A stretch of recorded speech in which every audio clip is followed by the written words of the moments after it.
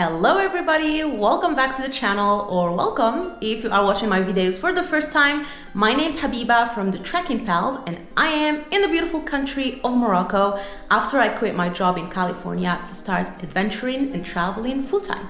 So I decided for my adventure to start out here in my beautiful hometown of Sfenj, Morocco. And I'm very excited to bring you with me today to celebrate a very special religious holiday here in Morocco, the birthday of Prophet Muhammad, peace be upon him. The celebration is usually about dressing up in nice traditional clothes, making traditional breakfast, visiting friends and family, giving to charity, and I'm super excited to bring you closer. I am still in my room, so I need to get ready, put my dress on, and start with the day.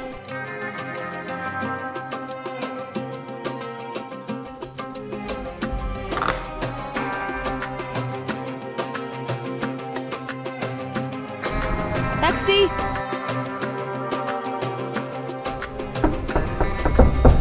It's me and Mom this morning, and we're visiting one of our relatives for breakfast, and I know that they are making one of my favorite sweets.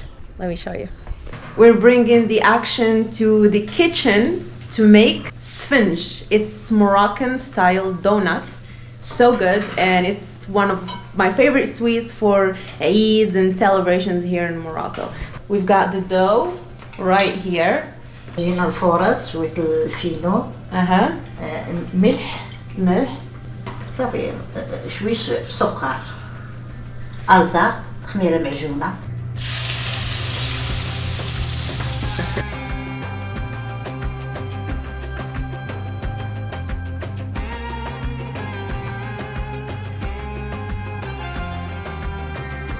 This is the dough. This is the donut in the making. This is the result.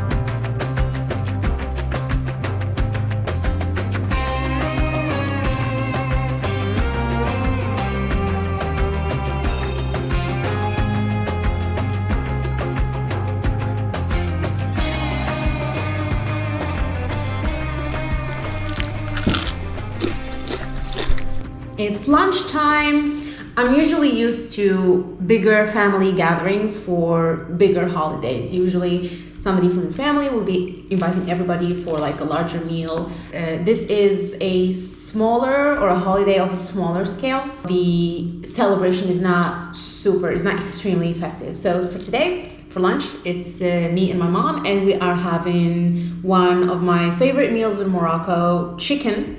Moroccan style with olives. It's so very tasty, homemade from my beautiful mother. Let's dig in.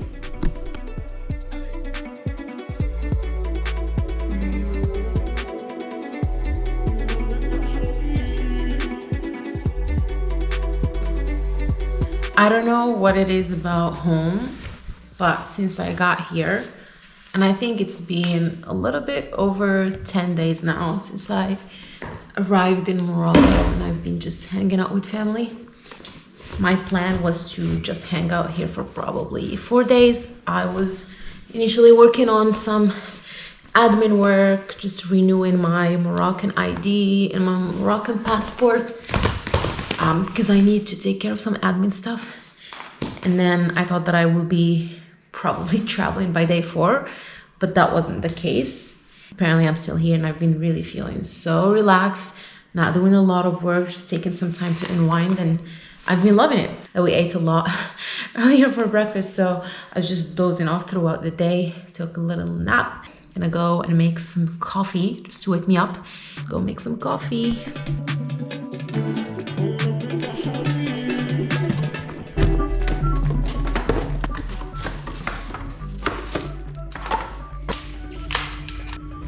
This coffee smells so good. I think it's from Italy. Not familiar with the brand, but oh my gosh. Oh, so heavily.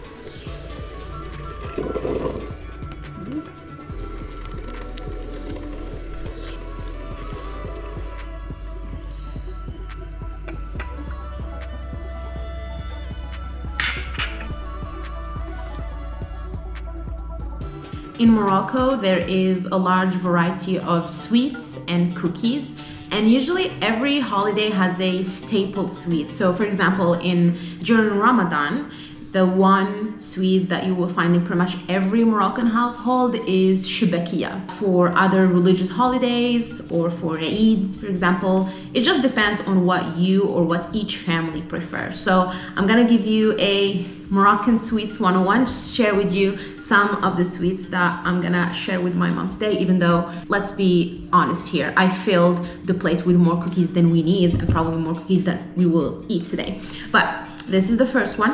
This is faqas, and it's very similar to biscotti, Italian biscotti. It's homemade. This is my mom's favorite cookie per se. So she made it yesterday. I didn't taste it yet, so I'm very excited to taste this one. And then the second one, this is a traditional Moroccan staple. In Darija, in Moroccan dialect, we say kabourzel, and the translation in English is gazelle's horns. It's very soft. It's one of my favorites. Very soft. The base is made of almond flour, and they mix it with different spices. To be honest, I don't really know the details of the spices. And then the outer layer, or the shell of the piece, is made of very, very thin dough. It's a reasonable amount of sweetness, very delicious. If you visit Morocco, you have to try it. And so sometimes they get creative with decorating it with a bunch of things. So this one, for example, is decorated with rose petals, like very thinly smushed rose petals. And then this piece right here, it's got some sesame seeds, but the original gazelle horns, or the original carousel, doesn't have any decoration on top of it. So this next one is my personal favorite. I don't know what's the right name for this one, but we say meringue because it's got meringue. So if you can see it right here, the upper piece or the top piece right here is meringue, just like typical meringue as we know it. And then the base is made of either pecan or walnut flour. So we mix walnut flour with some flavoring, a bunch of other spices, just to make it a little bit thick. And then the base is usually soft and it's got a very, very nice texture. And then, meringue is usually, just like hollow from the inside. So the mixture of these two different textures make this piece very, very special. I love this one. This piece right here, I am not sure what the name is, but it's pretty much the same concept as carousel. People with time, they just try to be a little bit creative in how they put things together, but it's the same thing. Almond flour in the inside, it's got some sesame seeds for decoration, and then top of it there is a piece of walnut. Walnuts always add some good flavoring. And then this is a specialty in my home city. We call it masaba. A lot of people say masaban, but the proper way to say is masaba. The base is also almond flour, and then the outer shell, it's a thin type of dough. So you see the ingredients are pretty much the same. I really love the colors. I've seen some of my relatives make these cookies and sweets at home, and it's really time consuming, especially because the dimensions have to be very precise. The size has to be very precise. So really it's an art. And so we were told that the locals here in Safi learned how to make masaba from Jewish Moroccans who lived in the city back in time. There were so many arts that locals in Safi, Morocco learned from Moroccan Jewish, or like Jewish people who lived in Safi, and that's one of them. That's what we were told. Not sure how correct that piece of history is, but I'm gonna go pour some coffee and I will take this plate.